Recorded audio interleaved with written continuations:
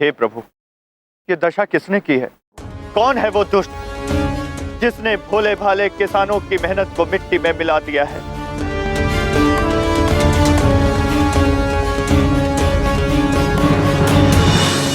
हाँ, तो ये तो तुम सब जानते हो कि देवताओं और असुरों के बीच में युगों से वैर चलता आ रहा है। और ये उस समय की कथा है जब असुरों के राजा दैत्य जंबासुर हुआ करते थे। जंबासुर ने उस समय देवलोक पर अनेकों बार आक्रमण किए। एक समय आया जब सारे देवता पराजित भी होने लग गए और इस प्रकार अनेक वर्षों तक असुरों से संघर्ष करते करते सभी देवता अपना शक्ति सामर्थ खोने लगे।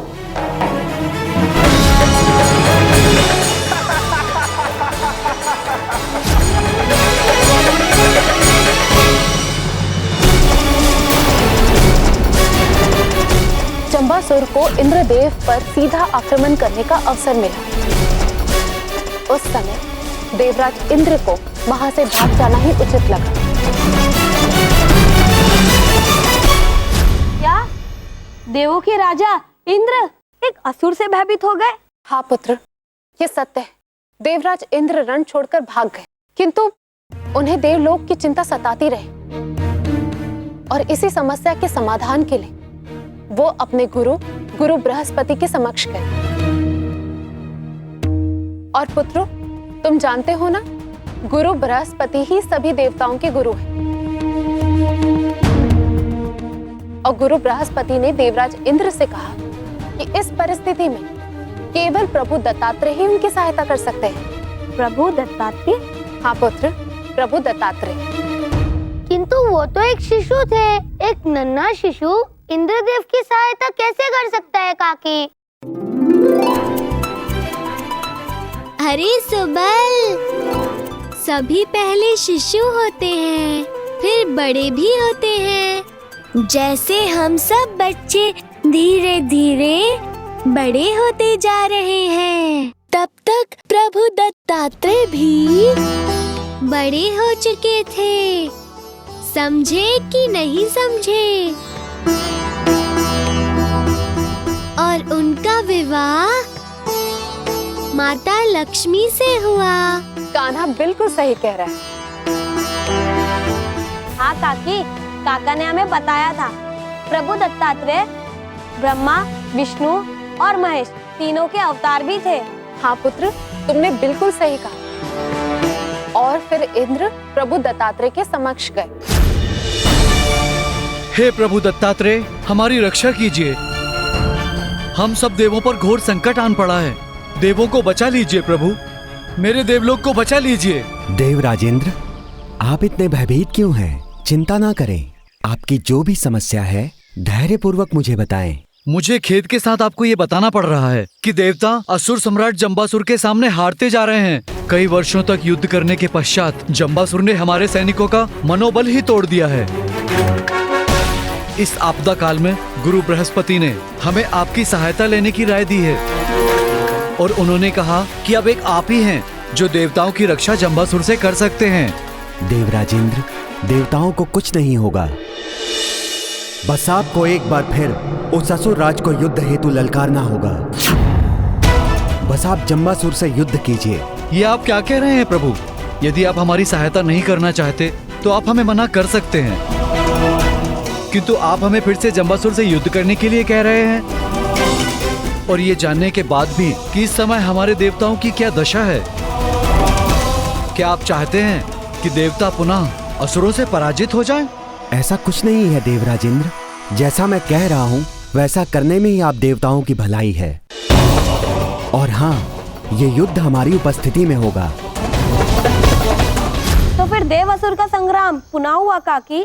इस प्रकार तो पुनः देव पराजित हो गए होंगे। हाँ पुत्र, तुम बिल्कुल सही कह रहे हो। बिल्कुल ऐसा ही हुआ। सारे देवता एक बार फिर से पराजित हो गए और वो सब प्रभु दत्तात्रेय के आश्रम में पहुंचे। किंतु इस बार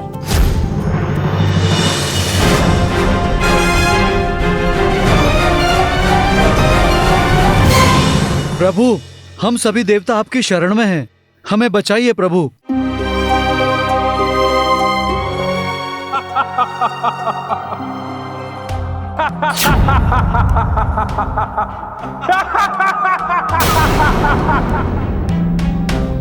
अच्छा, तो तुम दत्तात्रेय के आश्रम में आश्रय लेने आए हो। मेरे भय से मूषक की भांति बिल में आ छुपे।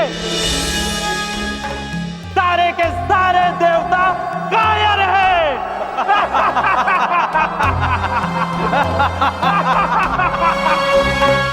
तुम्हें क्या लगता है ये सन्यासी तुम्हें बचा पाएगा? कायरो, तुम्हारी अंतिम घड़ी अब बहुत समीप है।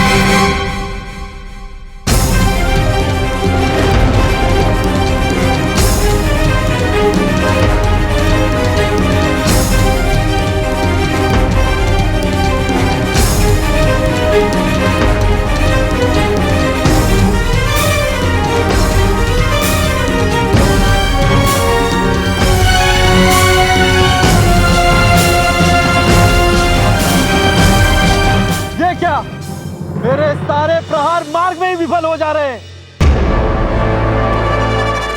अब मैं अपने सबसे शक्तिशाली अस्त्र का प्रयोग करूंगा।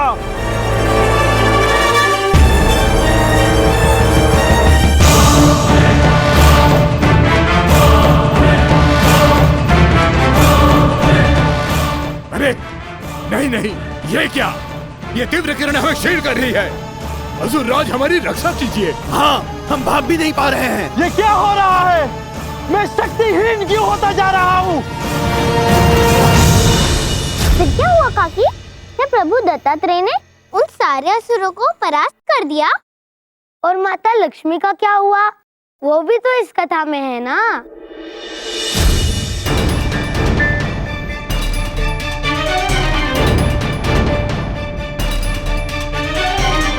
स्वामी, ये सब क्या है? ये समय प्रश्न करने का नहीं है देवी।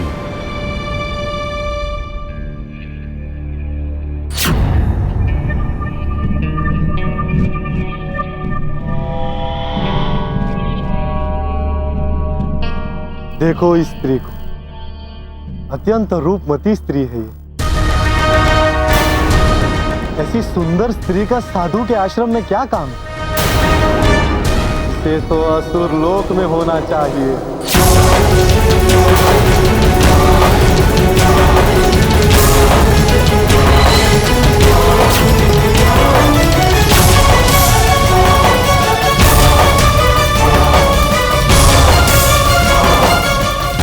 प्रभु दत्तात्रेय, माता लक्ष्मी संकट में है, उनकी रक्षा कीजिए। चलो इधर से।